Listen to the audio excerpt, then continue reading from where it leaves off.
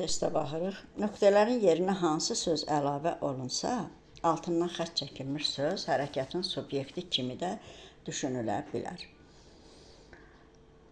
Altından xətt çəkilən söz şagirdə sözüdür və kimə sualına cavab verir. Kimə sualına cavab verdiyinə görə bu obyekt olacaq.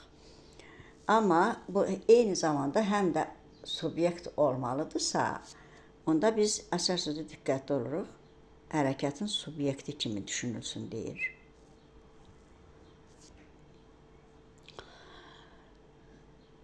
Hərəkətin obyekti və subyekti qayıdış növdə eyni olur. Yəni, əgər feil qayıdış növdədirsə, orada subyekt işi öz üzərində görür. Ona görə subyekt və obyekt eyni olur. Qayıdış növdə mütləq sözdə ıl və ya ın şəkilçilərindən biri olmalıdır. Əvvəlcə bunu araşdırırıq. Heç bir sözdə, burada verilən sözlərdə bu şəkilçilər yoxdur. Deməli, biz qayıdış növdən kənar axtarmalıyıq bu sualın cavabını. Onda sonluqlara baxırıq. Biz baxırıq, sonluqlar izah etsin, o, bunu deməli, izah etsin sözünün şagirdə izah etsin, kimsə izah eləməlidir. Şagirdə sözü burada subyekt ola bilməz. Danışaq, şagirdə danışaq, yenə danışan, şagird burada danışan ola bilməz. Şagirdə öyrətdin, bu da onun kimi ola bilməz. Və şagirdə bildirdi, yenə də şagirdə sözü obyekt olmayacaq.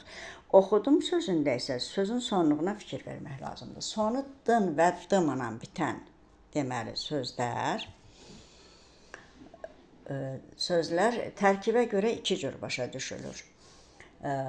O sondakı şəkilçi, yəni istənilən halda bir heca təşkil etsə də iki şəkilçidən ibarətdir. Yəni biz bu oxudum, bir heca tərkibində iki şəkilçi var. Biz bunu izah eləmişik, bir heca təşkil edən şəkilçilər videosunda bu məsələ izah olunub. Burada oxudum sözün nə etdim sualını versək, onda birinci şəkilçi olacaq du zaman şəkilçisi, ikinci şəkilçi olacaq mı şəxs şəkilçisi. Yəni olacaq iki şəkilçi, iki qrammatik şəkilçi. Aparım bunu şagirdə oxudum deyəndə isə oxuyan mən olmayacağam, şagird olacaq. Mən işi başqasına gördürəcəm. Yəni burada icbar növ yarandı artıq. Subyekt işi başqa bir subyektə gördüdür.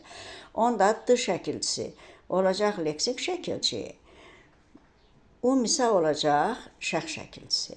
Və deməli, bu söz ikili başa düşülə bilir. Və əgər iki başa düşəcəksə bunu, onda oxudum. Əgər burada hər ikisi qrammatik şəkilçidirsə, suala fikir verək. Nə etdim deyəcəyik, bu məlum növdə olacaqsa, onda bu feildə subyekt mən olacaq yalnız. Amma kitabı şagirdə oxudum deyiriksə, burada oxuyan şagird olacaq. Yəni, mən birinci subyektəm, subyekti şagird isə işi icra edəndir. Yəni, birinci subyekt işi özü görmür, ikinci subyekt də icra etdirir və o zaman şagird olacaq. Deməli, hərəkətin subyekti, ikinci subyekti. Mən kitabı şagirdə oxudum. Nə edim? Yəni, şagird tərəfindən oxudurum. Və belə halda artıq şagirdə sözü obyekt olmaqla yanaşı, yəni bir cümlədə obyekt kimi çıxış edəcək. Şagirdə oxudum. Mən şagirdə oxudum. Kimə oxudum? Belə deyəndə bu obyekt olacaq. Amma kitabı şagirdə oxudum deyəndə oxutmaq sözü mənasında. Bu isə deməli şagirdə obyekt kimi, belə subyekt kimi göstərəcək. Ona görə cavabımız deməli olacaq A variantı.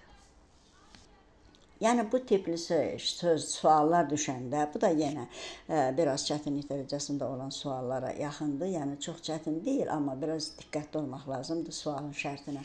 Obyekt və subyekt eyni deyirsə, bu artıq deməli birinci növdə biz qayıdış növü axtarırıq.